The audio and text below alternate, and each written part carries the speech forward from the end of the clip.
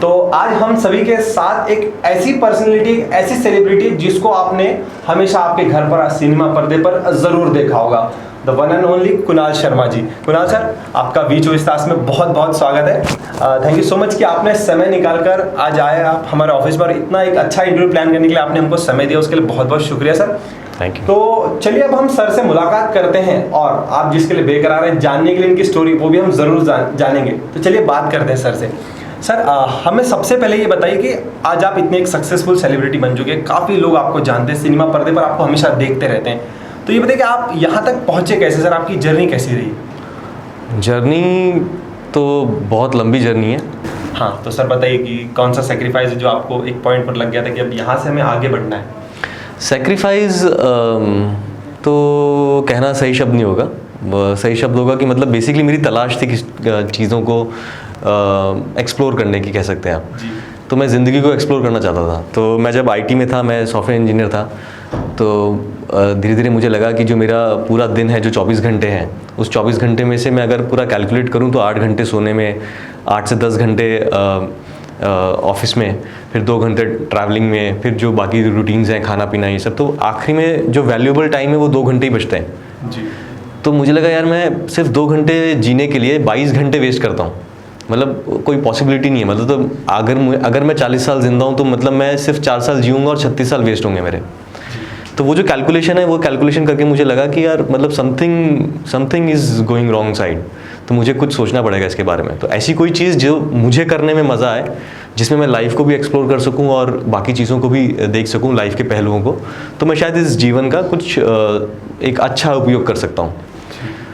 तो then I started searching, क्या क्या हो सकता है, क्या क्या चीज़ें कर सकते हैं। तो फिर सिनेमा के टच में आया, तो वहाँ से मुझे लगा कि हाँ यार, यहाँ पे रह के ज़िंदगी को समझा भी जा सकता है और थोड़ा पैसे भी कमाए जा सकते हैं, क्योंकि उसको भी आप कंप्लीटली इग्नोर नहीं कर सकते, पैसे भी ज़रूरी हैं जीवन में।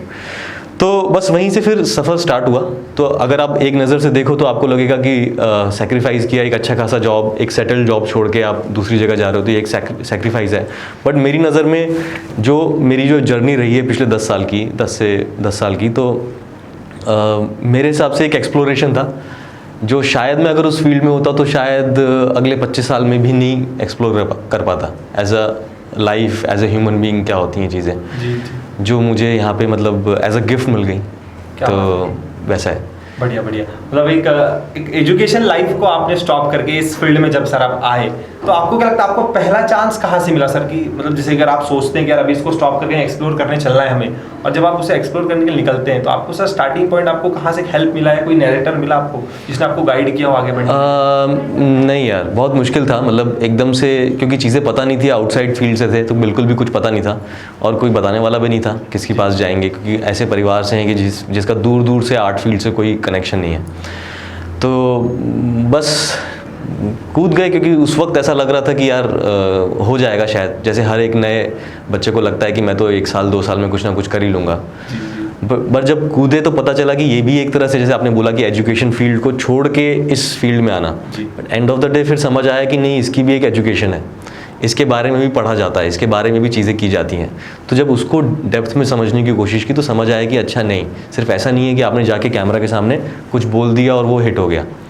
तो आपको उसकी पढ़ाई करनी पड़ती है, आपको वॉइस पे काम करना पड़ता है, आपको एक्सप्रेशंस पे काम करना पड़ता है, आपको ज़िंदगी को दर्शाने के लिए ज़िंदगी को समझना पड़ता है। तो ये अपने आप में एक लाइन, बहुत सिंपल लाइन है, बट ये अपने आप में बहुत गहराई रखती है। तो वो जो सफ़र था, मतलब वो समझने में, वो कब मैं तो सोच रहा था 2 साल में बहुत कुछ हो जाएगा तो आज वो 10 साल गुजरे हैं, तो गाड़ी धीरे धीरे पटरी पे आ रही है, धीरे धीरे बढ़ रही है। तो वही।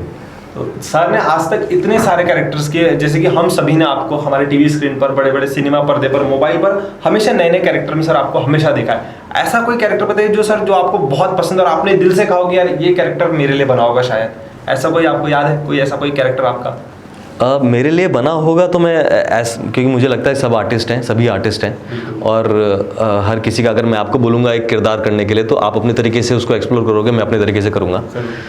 हाँ, मतलब ये एक अच्छी चीज़ रही है कि मतलब डिफरेंट तरह के कैरेक्टर्स करने को मिले हैं।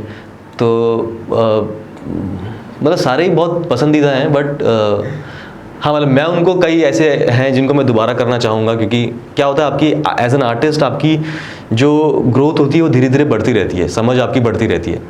तो अब जब मैं अपना 5 साल पुराना वर्क देखता हूँ, या कोई भी आर्टिस्ट अपना 5 साल पुराना देखता है, कोई सिंगर है वो अपना 5 साल पुराना सिंगिंग देखेगा, या कोई भी अगर आप एंकर हो आप 3 साल पुराना एंकरिंग देखोगे और अब का देखोगे तो यू सेट कि हाँ यार वो वाला मैं अच्छा कर सकता था, राइट। तो वैसे ही मेरे को भी लगता है कि बार बार ये डेफिनेटली बहुत अच्छे कर सकता था मैं। उनमें से कुछ एक है एक केज्ड करके एक टेलीफिल्म आई थी, सावधान इंडिया की एक टेलीफिल्म थी, वो करने में बहुत मज़ा आया था। रहस्य करने में बहुत मज़ा आया था। रहस्य मेरी पहली फिल्म थी तो वो करने में मज़ा आया था, और मज़ा तो खैर सब में ही आया था।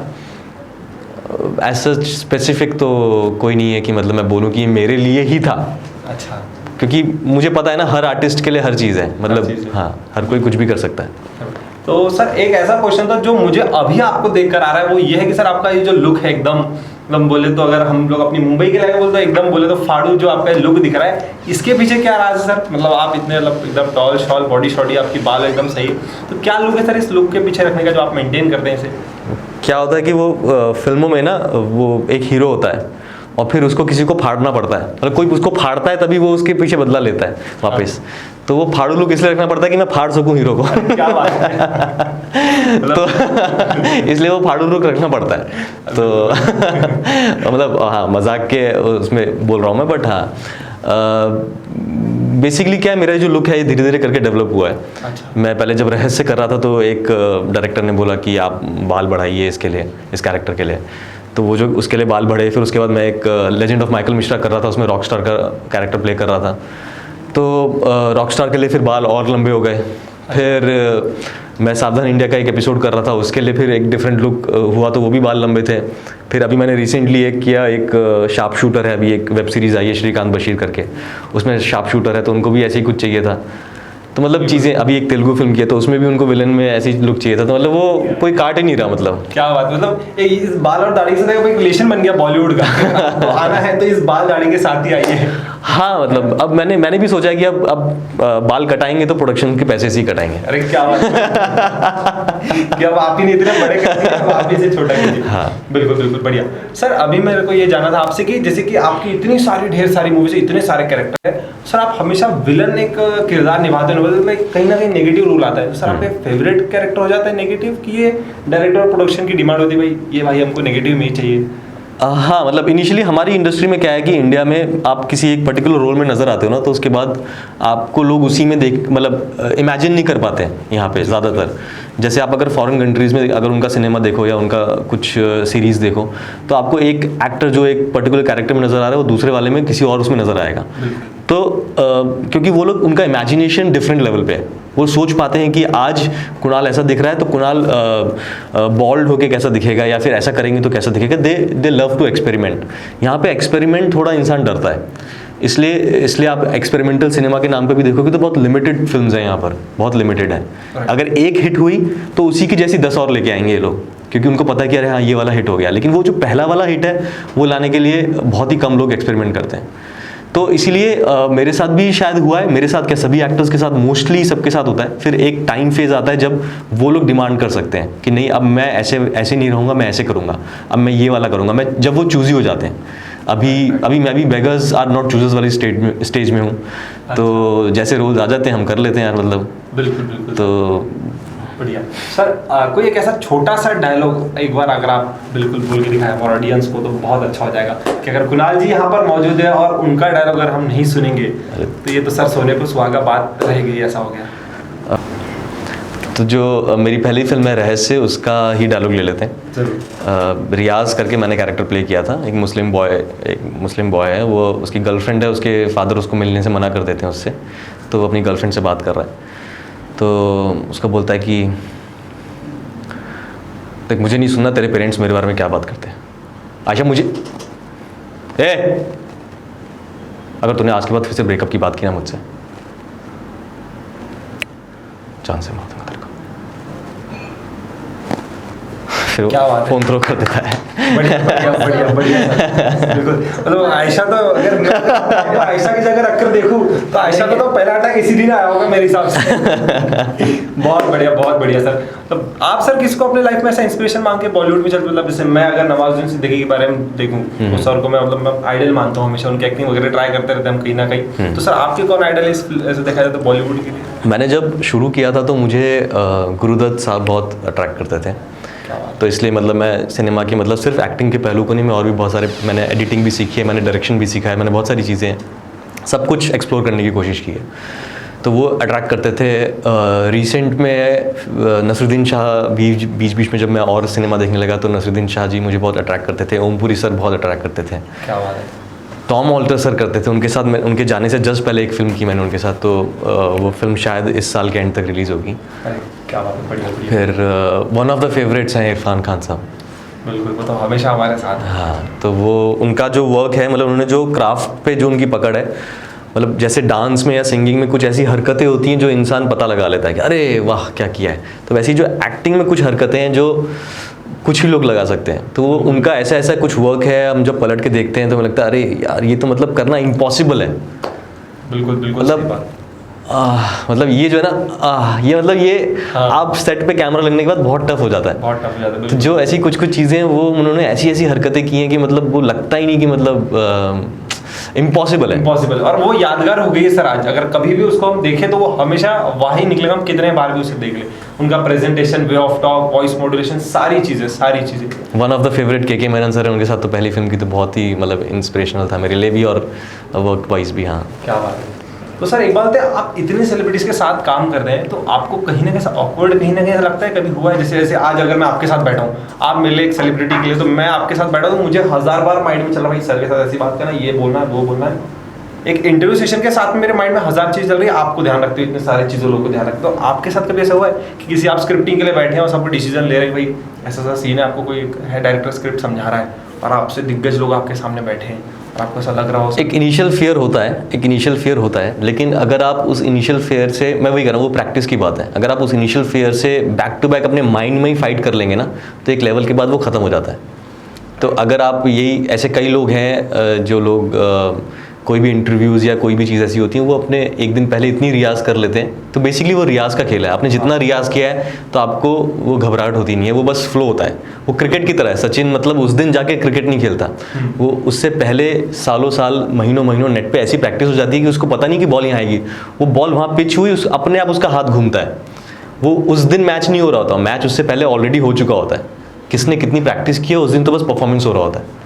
यही सिर्फ कला का भी वही है और गेम्स का भी वही है। क्या बात है। तो अगर आप पहले प्रैक्टिस करेंगे तो डेफिनेटली फिर नहीं होता। ऑब्वियसली डर लगता है, जब इंडिया पाकिस्तान मैच होता है तो उनको भी डर लगता होगा, क्रिकेटर्स को भी एक प्रेशर होता है डेफिनेटली, बट रियाज जितना स्ट्रांग होता है मेरे ख्याल से वो फिर खत्म हो जाता है एक लेवल के बाद। क्या बात है, बहुत बड़ा, मतलब एक इसके पीछे एक रियाज जो है सबसे ज़्यादा इंपॉर्टेंट किरदार निभाता है कि हम जितना रियाज करेंगे उतना हम स्ट्रांग होते जाएंगे अपनी चीज़ों। डेफिनेटली। तो सर एक बात है, आपकी बॉडी शॉडी देख के लगता है आपको जिम, डांस, सिंगिंग, एक्टिंग सभी कर लेते हैं मतलब आप?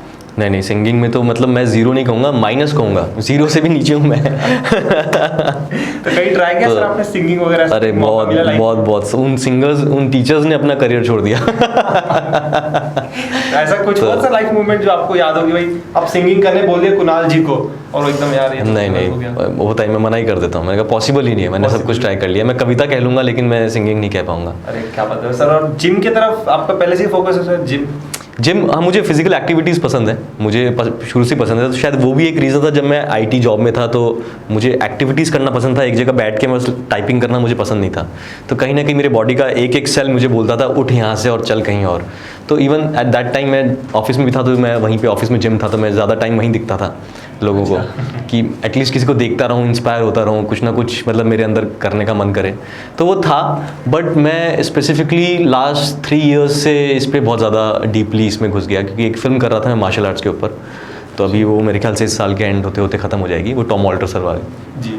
तो उसके लिए फिज़िक डेवलप करनी थी, तो फिर मैंने थोड़ा हेल्थ में और डीपर वर्क कर लिया, तो नॉलेज गेन कर ली, चीज़ें गेन करी। तो मैंने कहा तो लाइफ लॉन्ग प्रोसेस है और अपनी बॉडी को जितना जानो उतना इम्पॉर्टेंट है।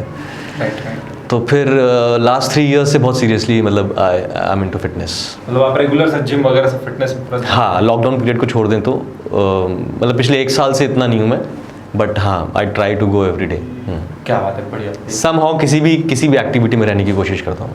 बिल्कुल बिल्कुल, बहुत बढ़िया। सर आपसे मेरा एक आखिरी सवाल ऐसा था कि आप हमारे जो आज हमारी ऑडियंस हमें देख रही होगी, जो यूथ होगी, जो आपके जैसा आगे बढ़ना चाहते होंगे, जो आपको इंस्पिरेशन मानते होंगे, उनको आप क्या बताना चाहेंगे? अगर आप कुछ बोलना चाहें हमारे यूथ को, हमारी ऑडियंस को, या हमारे जैसे कोई आर्टिस्ट जो आपके तक पहुंचना चाहते हैं, उन्हें क्या आप बोलना चाहेंगे?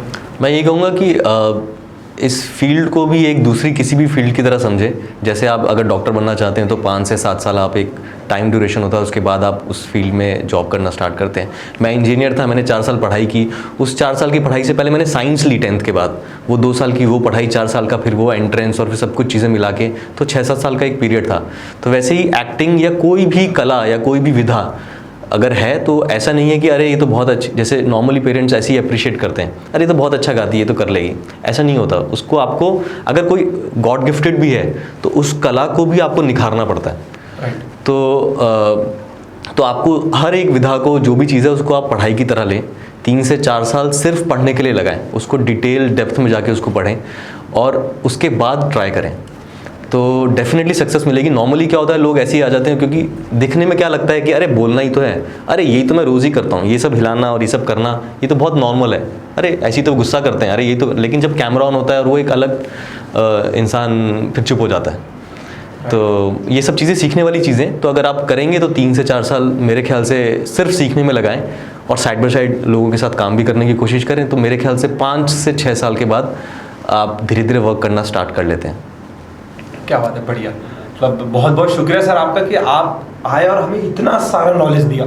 जैसे बॉलीवुड में अगर हम कदम रखना चाहते हैं तो आपकी इन बातों को अगर ध्यान रखें तो ज़रूर हम आगे बढ़ सकते हैं, क्योंकि लाइफ में ऐसा होता है अगर कोई सेलिब्रिटी या कोई एक्टर बड़ा बन जाता है तो उनसे हमको वो सारी बातें जानने का मौका बहुत कम मिलता है उनके लाइफ के बारे में। उनके पास धीरे धीरे फेम आ जाता है। कई बार ऐसे होते हैं जो इंस्पिरेशन वीडियोस वगैरह होते हैं उन सभी के तो हमको मिलता है। तो ऐसा मुझे लगता है कि अभी अगर कुणाल शर्मा जी के लिए बोला जाए तो वो ये मेरे लिए आज का इंस्पिरेशन वीडियो है, जिससे मैं सीखूंगा कि आगे कैसे बढ़ना, और जो हमें देखेंगे वो भी जरूर सीखेंगे लाइफ में कैसे किस तरीके से आगे बढ़े।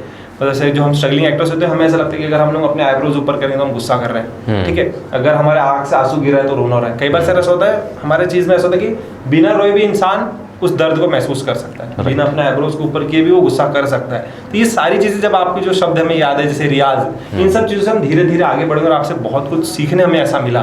नहीं यार, मैं तो बिल्कुल मिला ही है, और जो हमें देखेंगे उन्हें भी जरूर पक्का मिला है सर। मुझे तो ऐसा लगता है कि जितना भी थोड़ा बहुत मैंने चखा है इस चीज़ को, बिल्कुल जितना मैं किसी को दे सकूं उतना ही मतलब मेरे को अच्छा लगेगा। तो मैंने तो थोड़ा बहुत चखा है, तो अगर वही चीज़ कोई और भी लोग चखें, क्योंकि ये बहुत ही ब्यूटीफुल जगह है, बहुत ही ब्यूटीफुल विधा है, कला है।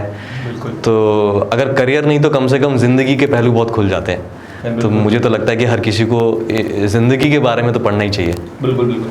जैसे आपने चखा कहा, मेरे को सर एक लास्ट एक क्वेश्चन ऐसा था, एक आ रहा था अंदर से कि जैसे एक वॉइस मॉड्यूलेशन होती है, ठीक है, और एक होता है कि एक डायलॉग होता है जिसको हमें सांस को कंट्रोल रखकर बोलना पड़ता है। जैसे कई सॉन्ग आपने सुने होंगे सांस पे कंट्रोल रखकर।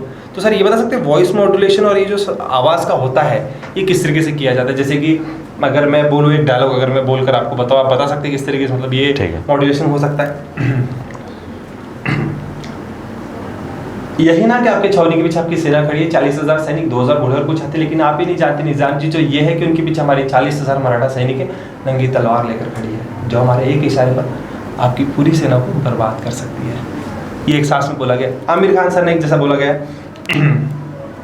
चक लगा चीचा चो चकलो रमंडो गंडो लक लकटम अक्को डक्को इडी पिडी को इडी पाइडी पा गिलमल सुलमान बाखनो कुकरे टिकरो चिकिजो चकड़दो मगड़दो रिक्को चिक्को सिलो सिलिको मगड़दो चकड़दो चिकी चिकी चो। देखो देखो क्या वो पेड़ है। जैसे ये ऐसे जो वर्ड्स होते हैं, इसको सर बोलने को, रियाज करने को काफी लंबा समय लग जाता है। तो जब एज एन एक्टर जब इसे वर्क करते हो उसके पीछे क्या मेहनत होती है सर? यार ये बहुत ज़्यादा रियाज है इसमें, बहुत ज़्यादा रियाज है। वॉइस के ऊपर भी काम बहुत ज़्यादा है और उसके बाद उसकी प्रैक्टिस भी बहुत ज़्यादा है। पहले तो बात, जैसे अभी आपने रटा हुआ है पूरा, राइट, अच्छे से इसको 100 200 500 बार किया हुआ है, राइट, इसलिए फट फट फट फट निकले जा रहा है। तो वो तो हो गया, लेकिन अब उसके साथ आपको इसको कितना वेरिएशन देना है वो आपके ऊपर है। बिल्कुल। ये सिंगिंग की तरह है और आपके जो आप एंकरिंग कर रहे हो उसकी तरह भी है। जी। तो बहुत बारीकियां हैं। तो जब आप उसके साथ खेलना शुरू कर देते हो, सबसे पहले तो आपको याद रखना है चीज़ें, ठीक है। फिर अब जो शब्द अंदर हैं वो शब्द तो अपने आप बहेंगे, क्योंकि आपको याद है क्या वो चकचम क्या चकला चीचा है, चकला चीचा है, ठीक है। तो आप उसको चक्का चीचा ये भी कर सकते हो आप, राइट, अपने स्टाइल में। फिर उसके बाद चक्का चीचम ऐसा कुछ भी कर सकते हो।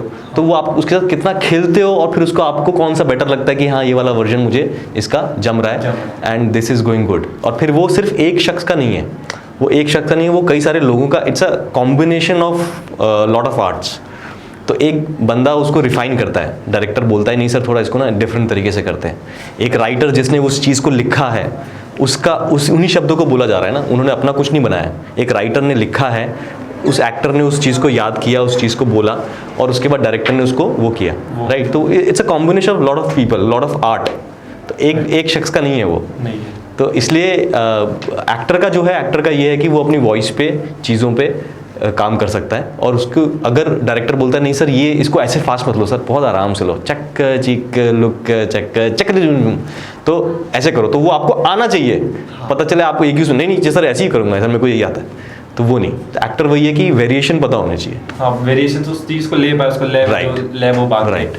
बस सर आखिरी एक आपसे एक टिप मैं लेना चाहूंगा, जो मेरा फेवरेट है वो है कि गुस्से से जो गुस्से वाले कैरेक्टर्स होते हैं ना, मुझे बहुत, जो राउडी कैरेक्टर्स होते हैं ना, मतलब मेरे फेवरेट ही है। तो सर बताइए अगर हमको कोई अगर राउडी सा कैरेक्टर गुस्से वाला करना है तो उसके लिए क्या प्रैक्टिस करनी चाहिए, किस तरीके से हम उसको सीखेंगे, क्या लगता है आपको? अपने आप को बाथरूम में बंद करो, 4-5 चाटे मारो, अपने पे गुस्सा करो। अरे क्या बात है। सारा गुस्सा निकल जाएगा और उसके बाद जो फिर बाहर आने के बाद जो चीज़ होगी ना वो असली गुस्सा होगा। असली गुस्सा भी मम्मी पापा खड़े रहेंगे कि आओगे लड़के को, अब वो गुस्सा उनके ना निकल जाए। हाँ बिल्कुल बिल्कुल। अच्छा लगा सर आपसे मिलके and thank you so much कि आप आए और हमें इतना सारा समझ और इतना सारा नॉलेज दिया। अच्छा लगा हम सभी को आपसे मिलकर। Thank you so much sir. इस तरीके का हमें हमेशा सपोर्ट कीजिए और हम चाहते हैं कि हम भी एक दिन आप जैसे और आपसे भी कहीं दूर पहुँच जाए। Sure sir, sure. Thank you so much sir. Sure.